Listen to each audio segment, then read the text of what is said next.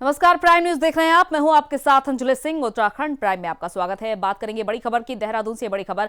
Corona संक्रमण में मामूली गिरावट दर्ज की गई है। 24 घंटे में 4,496 नए संक्रमित पाए गए हैं, जो पहले से कम देखे जा रहे हैं। कोरोना से 188 मरीजों की जहां मौत भी हुई है, तो वहीं 5,034 लोग स्वस्थ भी हो चुके हैं, यानी कि रिकवरी रेट पहले से काफी बढ़ा है। कुल संक्रमितों की संख्या 2,87,286 दर्ज की गई है। एक्टिव केसों की संख्या 78,802 है।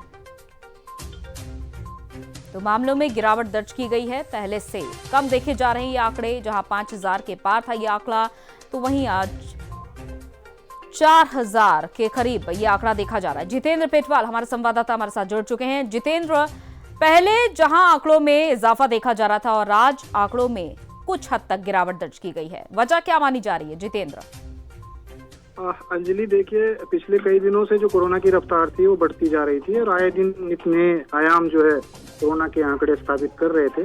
कुछ चिंता की बातें भी थी, लेकिन कल का जो आंकड़ा है वो कुछ राहत देने वाला है और इसमें कई कयास लगाए जा रहे हैं कि हो सकता है जो टेस्टिंग की स्पीड थी वो कम हो गई हो। पहले हम लोग भी जब फील्ड में घूमते थे तो हम जो लैब्स हैं उनके सामने देखते थे, लंबी लंबी कतारें देखने को मिलती थी। लेकिन कल और परसों 2 दिन हमने ये महसूस खुद भी किया है कि जो टेस्टिंग करवाने वाले लोग हैं उनकी जो भीड़ है वो कम लग रही है। एक तो कुछ जो इसका स्वरूप है वो भी चेंज हो रहा है, क्योंकि अब आदमी ये भी सोचने लगा है कि मुझे बुखार तो आना ही है, मुझे खांसी और जुकाम तो होना ही है। पहले हड़बड़ाहट में आदमी टेस्टिंग के लिए भाग जा रहा था, लेकिन अब वो कुछ दिन घर में स्टे कर रहा है और जब तबीयत ज्यादा खराब हो रही है या कोई दिक्कतों का उसको सामना करना पड़ रहा है तो तब हॉस्पिटलों का रुख कर रहा है। तो ऐसे में जो कोरोना के आंकड़े हैं उनमें कमी आना लाजमी है। जब टेस्टिंग ही कम होगी तो फिर आंकड़े भी कहाँ से बढ़ेंगे। पर जो भी है, उत्तराखंड के लिए एक राहत भरी बात है और अच्छे संकेत हैं कि आंकड़ों में कमी आ रही है। चलिए, बने रहिए आप हमारे साथ जितेंद्र। तो आंकड़ों में कमी देखी जा रही है और तमाम कोशिश के बाद ये देखा जा रहा है। और वही देहरादून से बड़ी खबर। स्वास्थ्य विभाग ने नोटिस भेजा है। कारण बताओ नोटिस भेजा है रायपुर कोविड सेंटर को। ये कारण बताओ नोटिस भेजा गया है। अपडेट नहीं किया जा रहा था मरने वालों का आंकड़ा, मरीजों का आंकड़ा, जिसके बाद स्वास्थ्य विभाग ने नोटिस भेजा है रायपुर कोविड केयर सेंटर में 27 मौत हो चुकी है, लेकिन आंकड़ा अभी तक अपडेट नहीं किया जा रहा था। तो कारण बताओ नोटिस स्वास्थ्य विभाग की ओर से जारी किया गया। 26 अप्रैल से पोर्टल पर अपडेट ही नहीं किया गया था मरीजों का आंकड़ा। स्वास्थ्य विभाग ने इस पर चिंता जताते हुए कारण बताओ नोटिस जारी किया है। तो रायपुर कोविड सेंटर की ओर से आंकड़ा अपडेट नहीं किया जा रहा था, जिसके बाद कारण बताओ notice Raipur Covid care centre भेजा गया। जितेंद्र हमारे संवाददाता हमारे साथ एक बार फिर से जुड़ चुके हैं। Jitendra, Raipur Covid care centre की ओर से आंकड़ा ही नहीं अपडेट किया जा रहा था, वो भी अप्रैल माह से। क्या कुछ वजहें देखी जा रही है? अंजलि, अगर साफ तौर पे देखा जाए तो ये जो कर्मचारी हैं उनकी हीला हवाली है और तमाम कोशिशों के बावजूद, तमाम दिशा निर्देश जारी करने के बाद भी जो कर्मचारी हैं वो अपने रुख में चेंज नहीं ला रहे हैं और ये सरासर लापरवाही है कि रायपुर जो राजधानी से लगा हुआ कोविड केयर सेंटर है मुश्किल से सचिवालय और विधानसभा से 10 किलोमीटर की दूरी पे भी नहीं है। और उस जैसी जगह में ये स्थितियां हैं जो मुख्य कोविड सेंटर जबकि राजधानी का माना जा रहा है और पूरा प्रेशर उस पर है। उसमें 27 मौतें हो गई और 26 अप्रैल से पोर्टल पर अभी तक अपडेट नहीं किया गया। तो ये बहुत बड़ी लापरवाही है। तो इसीलिए स्वास्थ्य विभाग ने रायपुर जो फिलहाल जितेंद्र, जैसा कि अब स्वास्थ्य विभाग ने कारण बताओ नोटिस जारी किया है, तो रायपुर कोविड केयर सेंटर की ओर से क्या कुछ जवाब आया है? जी देखिए, अभी शासन स्वास्थ्य विभाग ने जो नोटिस भेजा है उसका जवाब अभी तक वो नहीं दे पाए हैं और कल ही ये नोटिस जारी हुआ था। संभवतः 1 या 2 दिन में वो अपना जवाब दे देंगे। क्या कारण रहे, किन कारणों से अपडेशन नहीं हो पाया, इसमें कई तकनीकी खामियां भी हो सकती हैं। हो सकता है वहाँ नेट में कोई दिक्कत रही हो या हो सकता है कोई मैन पावर की कोई दिक्कत रही हो, कुछ कमियां रही हो। अभी एकदम स्पष्ट कह पाना बहुत जल्दबाजी होगा कि क्या कारण रहे, लेकिन इस पे भी एक जांच का विषय है कि आखिर एक दिन में अगर 27 मौतों का जो आंकड़ा है वो 26 अप्रैल से पोर्टल पर अपडेट ही नहीं हुआ तो इसके पीछे क्या कारण है वो तलाशे जा रहे हैं और बहुत जल्द इसका भी पता लग जाएगा कि इनमें क्या खामियां रही हैं। जी, बने रहिए आप हमारे साथ Jitendra. Raipur Covid care centre में जहां 27 मौत हो चुकी है, तो वही देखिए लापरवाही है या फिर कोई और वजह कि 26 अप्रैल से पोर्टल पर अपडेट ही नहीं हुआ है आंकड़ा।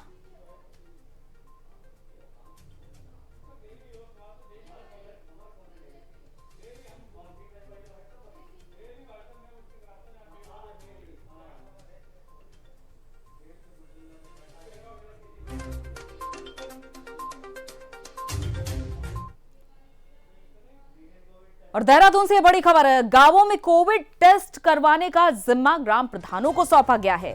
शासन ने आदेश भी जारी किया है। गांव में कोविड नियंत्रण समिति का गठन होगा। सभी पंचायत प्रतिनिधियों को मई में कोविड का टीका लगेगा। तो ग्राम प्रधानों को यह बड़ी जिम्मेदारी सौंपी गई है। कोरोना का टेस्ट करवाने का जिम्मा अब ग्राम प्रधानों का रहेगा, क्योंकि जो ग्रामीण इलाके हैं वहां पर जनता इतनी ज्यादा जागरूक नहीं है। और यह भी एक वजह समझी जा सकती है कि शायद ग्राम प्रधानों की बात को ग्रामीण बेहतरी से समझ पाए। तो यह बड़ा फैसला लिया गया, ग्राम प्रधानों को जिम्मा सौंपा गया है। जितेंद्र हमारे संवाददाता हमारे साथ लगातार बने हुए हैं। जितेंद्र, ये बड़ी जिम्मेदारी दी गई है अब ग्राम प्रधानों को, इसकी वजह क्या कि ग्रामीण शायद ग्राम प्रधानों की भाषा अच्छे से समझ जाए? एक तो उत्तराखंड स्वास्थ्य विभाग की लड़खड़ाती स्वास्थ्य सेवाएं, जिसमें स्टाफ की कमी हमेशा बनी रहती है, और जो गांव के दूर दराज के अस्पताल हैं वहां आज भी स्थिति बड़ी दयनीय है। वहां कोई स्टाफ के नाम पे 1 या 2 आदमी जो है पूरे अस्पताल को संचालित करते हैं।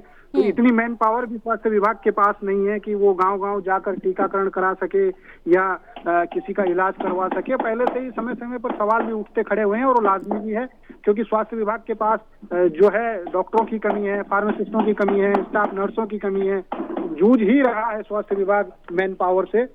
तो इसके बाद इससे दोहरा फायदा एक होने वाला है। एक तो ग्राम के जो प्रधान हैं वो गांव के लोगों के डायरेक्ट संपर्क में रहते हैं। हर उनके पास जो है एक आंकड़ा रहता है कि गांव में कौन आया कौन नहीं आया। अधिकारी अगर कोई जाएगा तो मुख्यालय से जाएगा, रोज जाने की उसकी स्थिति होगी नहीं। गांव का प्रधान गांव में ही रहता है, तो वो हर चीज को अपडेट करा सकता है। तो ऐसे में शासन ने एक बड़ा अच्छा निर्णय लिया है कि जो गांव में कोविड टेस्ट होंगे उसका पूरा जिम्मा अब गांव का प्रधान संभालेगा, और उसके बाद वो शासन को अवगत भी कराएगा। शासन ने इसके लिए एक कोविड नियंत्रण समिति का गठन करने की बात भी कही है। साथ ही ग्राम प्रधान गांव में जो माता पिता जिनकी कोरोना से मृत्यु हो गई हो, उन बच्चों की जानकारी भी शासन को अब प्रधान देगा। सभी पंचायत प्रतिनिधियों को मई माह में जो है उन्होंने टीका लगाने का भी शासन ने एक प्रावधान किया है कि मई माह में सभी पंचायत प्रतिनिधियों को टीका भी लग जाए, और जो प्रवासियों की जानकारी है वो भी प्रतिदिन जो है ग्राम प्रधानों के द्वारा शासन को भेजी जाएगी। तो एक अच्छी व्यवस्था है, क्योंकि लोकल स्तर पर जो रहता है उसको उन चीजों की समस्याओं को समझने में काफी आसानी रहती है। बाहर से अगर कोई कर्मचारी जाएगा तो उसे पहले जाने में दिक्कत होगी, फिर जाएगा तो फिर वो वहाँ के वातावरण में नहीं ढल पाएगा, सही जानकारियां मुहैया कराने में उसे मुश्किलातों का सामना करना पड़ेगा। एक अच्छी पहल है जिसका स्वागत होना चाहिए। चलिए, बहुत बहुत शुक्रिया, बने रहिए आप हमारे साथ जितेंद्र।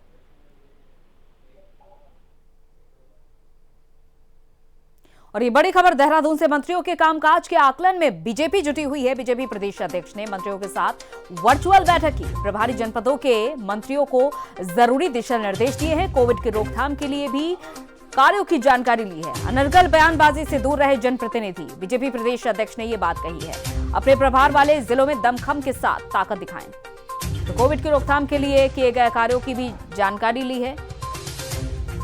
अनर्गल बयानबाजी से दूर रहने के लिए भी निर्देशित किया है बीजेपी प्रदेश अध्यक्ष ने जनप्रतिनिधियों को, और साथ ही साथ अपने प्रभार वाले जिलों में दमखम दिखाने के लिए भी उन्होंने निर्देशित किया है। तो मंत्रियों के कामकाज के आकलन में बीजेपी जुटी हुई है।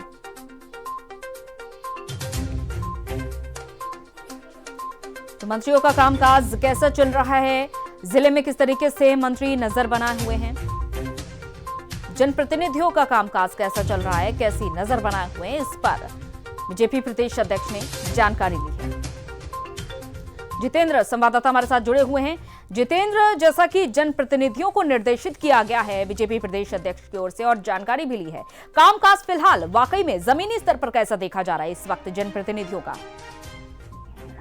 जी, अगर कामकाज के लिहाज से देखें तो सभी जनप्रतिनिधि अपने क्षेत्रों में डटे हुए हैं, और कोविड के जितने भी प्रभार इनको दिए गए हैं, हर जिले में मंत्रियों की ड्यूटी लगाई गई है, उन्हें विशेष तौर पर प्रभारी नियुक्त किया गया है। और भाजपा संगठन की ये एक अच्छी बात है, क्योंकि उसका जो विस्तार है वो गांव-गांव तक है, और भाजपा के गांव-गांव तक संगठन के जो पदाधिकारी हैं, कार्यकर्ता हैं, वो रहते हैं। और भाजपा ने जो है एक अच्छी रणनीति बनाई थी कि सरकार के साथ साथ संगठन भी कोविड महामारी में पूरी अपनी जो सहभागिता है वो निभाए।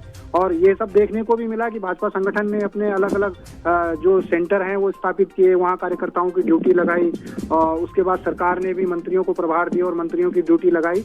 तो कुल मिला के शासन और सरकार के साथ साथ भाजपा का संगठन भी जो आज की स्थिति है कोविड की उत्तराखंड में, उसमें काफी अच्छी तरीके से काम कर रहा है, और अपने स्तर से जितना संभव सहायता हो सकती है वो प्रभावितों की कर रहे हैं। तो इसमें कुल मिला के कहें तो संगठन और सरकार दोनों मिलजुल कर उत्तराखंड के कोविड काल में जो है लोगों के दुखों के निवारण में, लोगों को सहायता पहुंचाने में जुटा हुआ है। चलिए, बहुत बहुत शुक्रिया जितेंद्र तमाम जानकारी के लिए।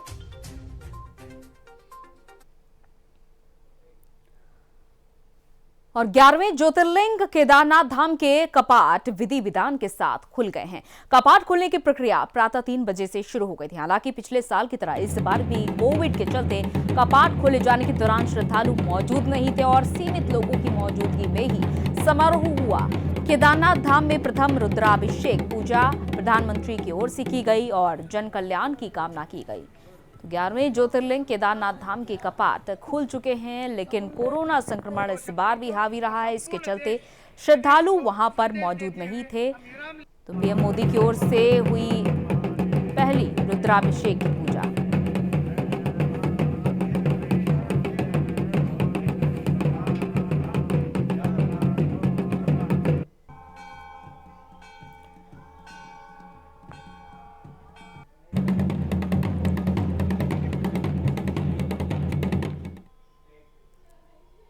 और खबर उत्तरकाशी से, जहां पूर्व कांग्रेस प्रत्याशी संजय डोभाल ने यमुना घाटी में बदहाल स्वास्थ्य सुविधाओं पर चिंता जाहिर की है। कांग्रेस नेता डोभाल ने बताया कि हमें कोरोना काल से सबक लेने की जरूरत है। घाटी में बदहाल स्वास्थ्य सुविधाएं निराशाजनक बताते हुए कहा है कि हमें स्वास्थ्य को अपने प्राथमिकताओं में रखना चाहिए, लेकिन मौजूदा सरकार ऐसा नहीं कर रही है। तो पूर्व कांग्रेस प्रत्याशी संजय डोभाल का ये बयान है। घाटी में बदहाल स्वास्थ्य सुविधाओं को उन्होंने निराशाजनक बताया है। बदहाल स्वास्थ्य सुविधाओं पर चिंता जाहिर की है।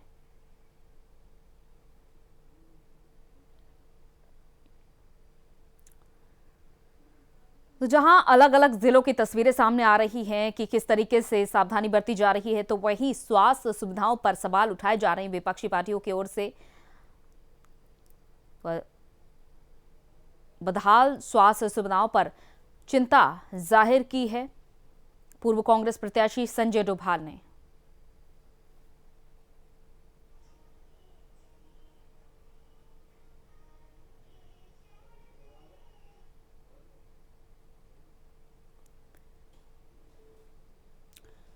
तो स्वास्थ्य सुविधाओं पर अभी तक का जैसा कि सवाल उठते आए हैं, चाहे वो प्राथमिक स्वास्थ्य केंद्र हो या फिर सरकारी अस्पताल, तस्वीरें आए दिन इसी तरीके की सामने आती रहती हैं और पूर्व कांग्रेस प्रत्याशी संजय डोभाल ने भी सवाल उठाए हैं।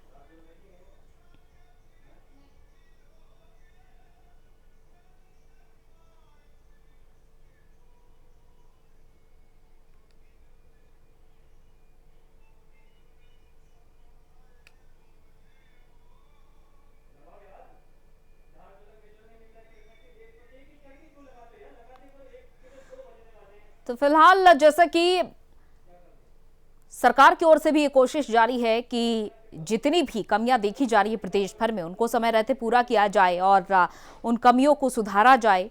लेकिन विपक्षी पार्टियां भी लगातार सवाल उठाती आई हैं। इससे पहले भी देखा गया था कि स्वास्थ्य सुविधाओं को लेकर प्रदर्शन किया था विपक्षी पार्टियों ने। कांग्रेस ने खास तौर पर चिंता जताई है।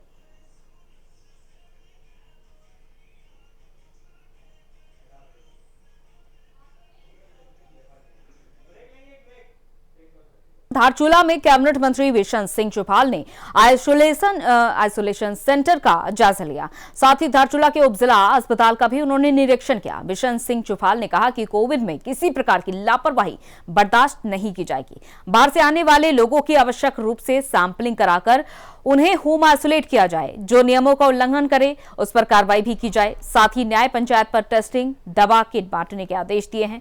धारचूला में केस घटने पर लापरवाही न करने के भी निर्देश दिए हैं। साथ ही 18 साल से ऊपर के लोगों का वैक्सीनेशन शुरू करने के भी आश्वासन दिए हैं। तो कैबिनेट मंत्री ने आइसोलेशन सेंटर का जायजा लिया। इस समय मैंने धारचूला में जो कोविड सेंटर है उसका भी निरीक्षण किया और सामुदायिक स्वास्थ्य जो हमारा स्वास्थ्य केंद्र है उसका भी निरीक्षण किया गया। कोविड सेंटर में केवल एक पॉजिटिव जो हमारे यहाँ पर पेशेंट है और 58 जो है होम आइसोलेशन में है। इसलिए यहाँ पर जो टीम बना रखी है स्वास्थ्य विभाग ने, हर न्याय पंचायत स्तर पर जो टेस्टिंग हो रहा है उससे धारचूला में बिल्कुल कंट्रोल की स्थिति में है। और यहाँ पर विशेषकर व्यापारियों ने और यहाँ के सभी संभ्रांत व्यक्तियों जनप्रतिनिधियों द्वारा जो कोविड के मानक हैं जो भारत सरकार के, उसका पालन करने से ही यहाँ पर जो स्थिति देखने को मिली धारचूला में, तो आपसी तालमेल के कारण यहाँ पर स्थिति नियंत्रण है। जो यहाँ पर वैक्सीन की जो बात है, कल से 18 साल से 45 साल की उम्र में सबको टीकाकरण लगा है। और उधर उत्तराखंड सरकार मोटर व्हीकल टैक्स में छूट देने की तैयारी कर रही है। राज्य सरकार पहले चरण में 3 महीने का टैक्स माफ कर सकती है और इस बारे में परिवहन आयुक्त मुख्यालय ने सरकार को प्रस्ताव भी भेजा। माना यह जा रहा है कि इस महीने के अंत तक सरकार इस विषय में निर्णय लेगी। तो उत्तराखंड टैक्सी महासंघ के प्रदेश अध्यक्ष सुंदर सिंह पवार ने मोटर व्हीकल टैक्स में 3 महीने का टैक्स माफ करने के प्रस्ताव को लेकर सरकार का आभार जताया है। साथ ही कहा है कि सरकार को कम से कम 2 वर्ष का रोड टैक्स माफ करना चाहिए। सभी चालकों को आर्थिक सहायता भी देनी चाहिए। करना चाहूंगा माननीय मुख्यमंत्री जी का एवं परिवहन मंत्री श्री यशपाल आर्य जी का एवं हमारे परिवहन सचिव श्री डॉक्टर रंजीत सिन्हा जी का कि आपने हम ट्रांसपोर्टर भाइयों के लिए थोड़ा राहत पैकेज देने की कोशिश शुरू कर दी है, जो कि काफी नहीं है परंतु शुरुआत तो हुई। लोगों को थोड़ा आस जगी है, लोगों के अंदर थोड़ा उत्साह है। लोग थोड़ा जो गाड़ियां जिनकी खड़ी है वो खड़ी गाड़ियों का जो टैक्स दे रहे थे कम से कम वो टैक्स न देना पड़े। परंतु मेरा फिर भी सीएम साहब से एवं परिवहन मंत्री जी से विनम्र निवेदन है कि कम से कम 2 साल का टैक्स में छूट दी जाए और आर्थिक पैकेज देना भी बहुत अत्यंत आवश्यक है, क्योंकि लोग अपने घर चलाने के लिए बड़े परेशान हैं। और ये बड़ी खबर सामने आ रही है देहरादून से। मौसम विभाग ने चेतावनी दी है, प्रदेश में कल से बदल सकता है मौसम का मिजाज। कई इलाकों में भारी बारिश और ओलावृष्टि होने की संभावना जताई है मौसम विभाग ने। पहाड़ी जिलों में देखा जा रहा है कि बारिश के आशंका जताई जा रही है और भारी बारिश के आसार भी बन रहे हैं। उत्तरकाशी, चमोली, रुद्रप्रयाग, बागेश्वर में भारी बारिश हो सकती है। देहरादून, टिहरी, नैनीताल, पिथौरागढ़ में भी बारिश हो सकती है। ऊंचाई वाले स्थानों पर बर्फबारी के आसार जताए जा रहे हैं। तो मौसम विभाग ने अलर्ट जारी किया है, चेतावनी दी है। कल से मौसम का मिजाज बदल सकता है। ऊंचाई वाले स्थानों पर खास तौर पर बर्फबारी के आसार देखने को मिल सकते हैं और साथ ही साथ भारी बारिश की भी आशंका जताई जा रही है। और बद्री विशाल के खाजांची भगवान कुबेर भंडारी और उद्धव जी के साथ शंकराचार्य पांडुकेश्वर से बद्रीनाथ धाम के लिए रवाना हुए और कल से बद्रीनाथ धाम के कपाट खुलेंगे। इससे पहले रविवार को जोशीमठ नरसिंह मंदिर में पूजा अर्चना की गई, जिसके बाद आदि गुरु शंकराचार्य की गद्दी, तेल और कलश मुख्य पुजारी रावल बद्रीनाथ धाम के लिए रवाना हुए और आज यात्रा उद्धव और कुबेर जी और शंकराचार्य की गद्दी सहित बद्रीनाथ धाम पहुंचेगी। 18 मई से बद्रीनाथ धाम के कपाट खुल जाएंगे।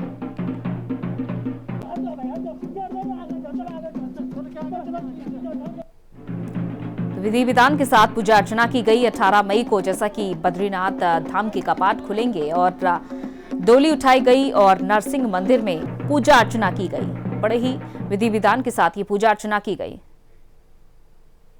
खबर चमोली से है, जहां एक तरफ पूरे राज्य में कोविड कर्फ्यू चल रहा है, वहीं अवैध शराब का धंधा रुकने का नाम नहीं ले रहा है। बता दें कि पुलिस ने चेकिंग के दौरान मोहन खाल बैरियर पर एक व्यक्ति को 2 पेटी अंग्रेजी शराब के साथ गिरफ्तार किया, जिस पर कई धाराओं में मुकदमा दर्ज कर लिया गया है।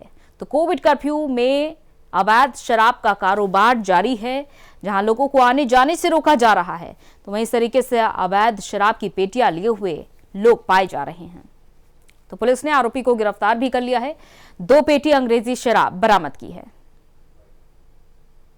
15 अप्रैल को थाना क्षेत्र मोहनखाल बैरियर पर एसआई देवेंद्र सिंह और चंडी प्रसाद द्वारा चेकिंग के दौरान एक व्यक्ति कुलवीर सिंह सनौजीत सिंह निवासी ग्राम पोखठा पटवारी वृत्त सिमलासू तहसील पोखरी जनपद चमोली को 2 पेटी अंग्रेजी शराब को एक कार UK 11A 5965 में अवैध रूप से परिवहन करते हुए गिरफ्तार किया गया है, जिसके विरुद्ध थाने पर अभियोग दर्ज कर कानूनी कार्रवाई की जा रही है।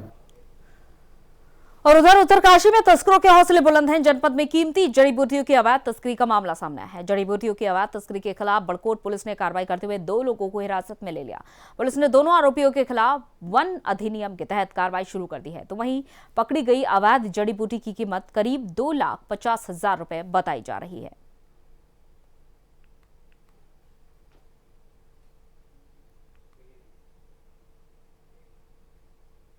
और टिहरी में कृषि मंत्री सुबोध उनियाल ने सामुदायिक स्वास्थ्य केंद्र खाड़ी का निरीक्षण किया। इस दौरान उन्होंने CHC में ऑक्सीजन जनरेटर के लिए चयनित जगह का भी स्थलीय निरीक्षण किया है। उन्होंने बताया कि CHC को 100 बेड का कोविड केयर सेंटर बनाने जा रहे हैं। कोविड केयर सेंटर में कोरोना के बाद भी जनपद वासियों को बेहतर सुविधाएं मिलती रहे, इसके लिए अस्पताल में जरूरी उपकरणों के लिए विधायक निधि से 1 करोड़ रुपए दिए जाने की बात कही है।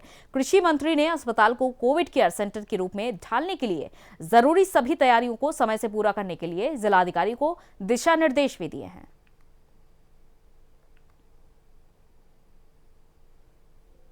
तो स्वास्थ्य केंद्र खाड़ी का निरीक्षण किया गया है, जहां पर 100 बेड का कोविड केयर सेंटर बनाया जाएगा। और किच्चा कृषि उत्पादन नवीन गल्ला मंडी को कर्मचारियों ने पूरी तरह से बंद कर दिया है, जिससे थोक कारोबार पूरी तरह से ठप भी हो गया है।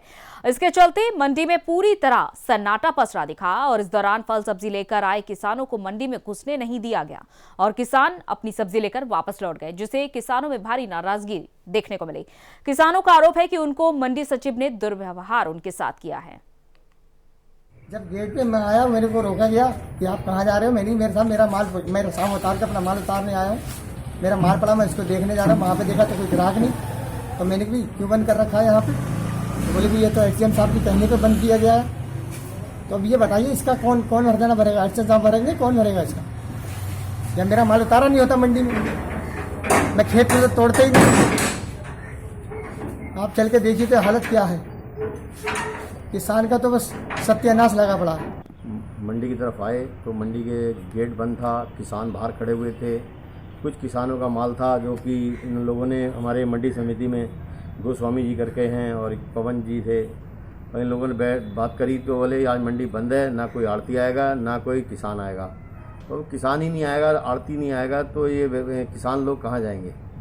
किसान लोगों के लिए सारा माल कच्चा माल होता है, सब बेकार हो जाता है। तो किसान काफ़ी देर खड़ा रहा, जब गेट नहीं खुला तो किसान अपने अपने घरों में माल लेके वापसी। और इसी के साथ उत्तराखंड की खास खबरों में फिलहाल इतना ही। इजाजत दीजिए, नमस्कार।